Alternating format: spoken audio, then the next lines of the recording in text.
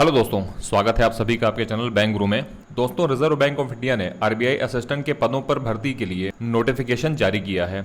इस नोटिफिकेशन की तमाम छोटी और बड़ी बातों पर आज हम इस वीडियो में नजर डालेंगे। उससे पहले अगर आपने हमारे चैनल को अभी तक सब्सक्राइब नहीं किया है तो जल्दी से सब्सक्राइब कर लीजिए, बेल आइकन दबाइए और इस वीडियो को अपने उन दोस्तों के बीच जरूर शेयर कीजिए जो कॉम्पिटिशन एग्जाम की तैयारी में लगे हुए हैं। तो चलिए, बहुत ज़्यादा आपका समय न व्यर्थ करते हुए इस वीडियो की हम शुरुआत करते हैं।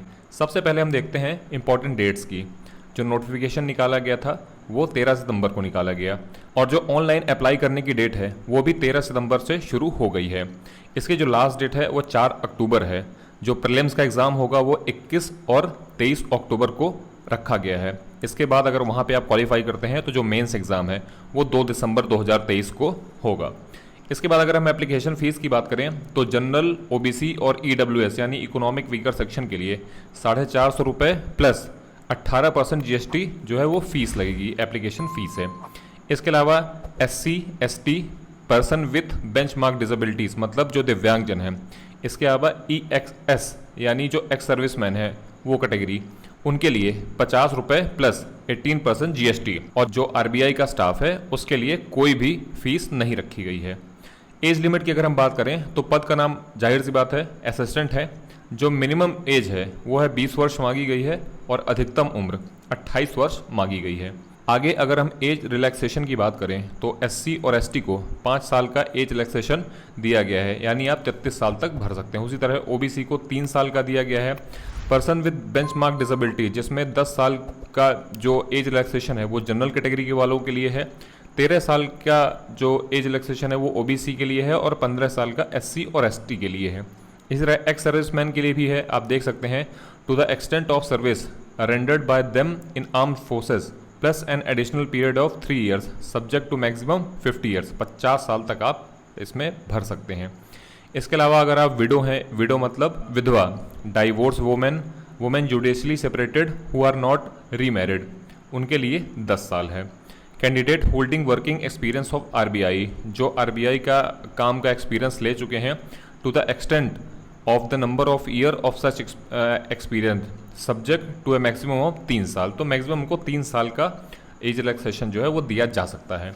चलिए आगे देख सकते हैं वैकेंसी डिटेल। आप देखेंगे टोटल 450 प्लस पद हैं। यहाँ पे आपको 450 दिख रहे हैं, ये आपके रिजर्व वैकेंसीज हो गई, ठीक है। इसके बाद अगर आप देखेंगे तो पर्सन विथ बेंचमार्क डिसेबिलिटीज़ हैं, तो उसमें भी कई सारे पद हैं, टोटल 45 पद। तो आप यहाँ पे ये मान लीजिए कि टोटल 495 पद हैं।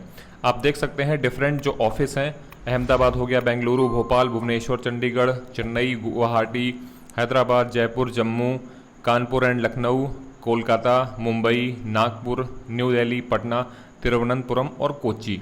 इसके लिए जो डिफरेंट कैटेगरीज हैं SC, ST, OBC, EWS, general और इधर टोटल। ये यहाँ पे अगर ब्रैकेट आपने देखा होगा, बीच बीच में हर जगह पे ब्रैकेट लगे हुए हैं। यहाँ पे ब्रैकेट है, जैसे यहाँ पे ब्रैकेट है, यहाँ पर तो यहाँ पे देखिए नीचे उसके डिटेल दी गई है। Vacancies in bracket indicate backlog. जितना जहाँ जहाँ भी ये ब्रैकेट लगा हुआ है वो बैकलॉग पद के लिए आरक्षित रखा गया है या वो इस चीज़ को डिनोट करता है। बाकी आप अपने हिसाब से इसको देख लीजिएगा, कई सारी वैकेंसीज़ हैं। आप जिस कैटेगरी से बिलोंग करते हैं, अगर आप दिव्यांगजनों में आते हैं तो आप यहाँ पे देख सकते हैं, या इधर आप जिस रिजर्व कैटेगरी से आप बिलोंग करते हैं वहाँ से आप देख सकते हैं इस वैकेंसी को। आगे हम देखते हैं एजुकेशनल क्वालिफिकेशन क्या होगी। पोस्ट का नाम असिस्टेंट है। जो क्वालिफिकेशन है वो कम से कम 50 मार्क्स होना चाहिए ग्रेजुएशन डिग्री के। और एक बार आप यहाँ पे इसको पढ़ भी सकते हैं। Candidate should have a graduation degree with a minimum of 50% mark from a recognised university or equivalent to it. For a candidate belonging to SC, ST, PWD candidates aggregate passing mark are required. ठीक है, इसको detail में आप जा करके एक बार जब notification देखेंगे तो वहाँ पे आपको एक बार अच्छे से क्लियर हो जाएगा। एक और पॉइंट है इसमें, candidate belonging to ex-serviceman category except Department of ex-serviceman should either be graduate from a recognized university or should have passed the matriculation or its equivalent examination of the armed forces and rendered at least 15 years of defense service। कहने का सीधा सीधा मतलब है कि अगर आपने arms forces भी वहाँ पे भी एजुकेशन का वो होता है, कराया जाता है, तो वहाँ पे आप वहाँ से आप पास हैं और आपने 15 साल कम से कम डिफेंस सर्विस को दिए हैं, तो वो लोग भी इसमें अप्लाई कर सकते हैं। इसका डिटेल में भी जो एक्स सर्विसमैन है उसका और डिटेल में आपको जब नोटिफिकेशन देखेंगे तो वहाँ पे आपको और डिटेल में चीज़ें क्लियर हो जाएगी, तो एक बार आप वहाँ पे ज़रूर देखिएगा। इसके बाद हम एग्ज़ाम पैटर्न को देखें तो एग्ज़ाम पैटर्न 2 टाइप में होंगे। पहले होगा प्रीलिम्स एग्जाम होंगे, उसके बाद होगा मेंस एग्जाम। प्रीलिम्स में आप देख सकते हैं इंग्लिश लैंग्वेज, क्वांटिटेटिव एप्टीट्यूड और रीजनिंग एबिलिटी, ये 3 सब्जेक्ट में पूछा जाएगा। इंग्लिश लैंग्वेज में 30 क्वेश्चंस रहेंगे, क्वांटिटेटिव एप्टीट्यूड में 35 क्वेश्चन रहेंगे, इसी तरह रीजनिंग एबिलिटी में 35 क्वेश्चंस रहेंगे। मैक्सिमम मार्क्स जो रहेंगे 30, 35, 35 है, मतलब 100 क्वेश्चंस में 100 मार्क्स। टोटल आपको 60 मिनट का टाइम दिया जाएगा।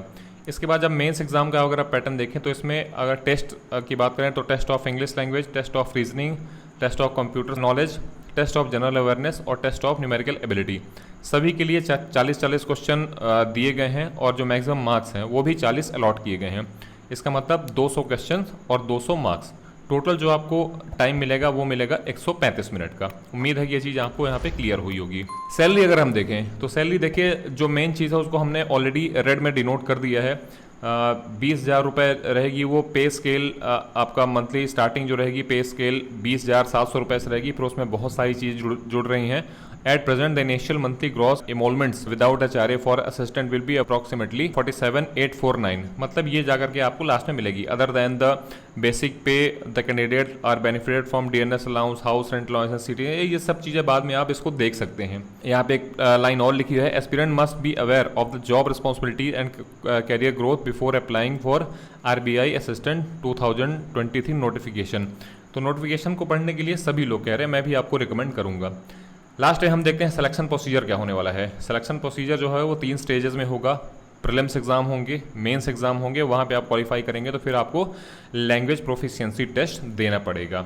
उम्मीद है ये चीज़ आपको क्लियर हुई होगी। इस रिक्रूटमेंट का जो ऑफिशियल नोटिफिकेशन है जो कि RBI के द्वारा जारी किया गया है, उसका लिंक मैं आपको डिस्क्रिप्शन में दे दूंगा, तो वहाँ से आप अप्लाई करने से पहले एक बार ज़रूर नोटिफिकेशन को अच्छे से और ध्यान से पढ़िएगा, उसके बाद ही आप उसको अप्लाई करिएगा। अगर आप रिजर्वेशन कैटेगरी से बिलोंग करते हैं या दिव्यांगजन हैं तब तो आपको ये नोटिफिकेशन पढ़ना बहुत ही इंपॉर्टेंट है, तो प्लीज़ उसको एक बार आप जा करके ज़रूर पढ़िएगा।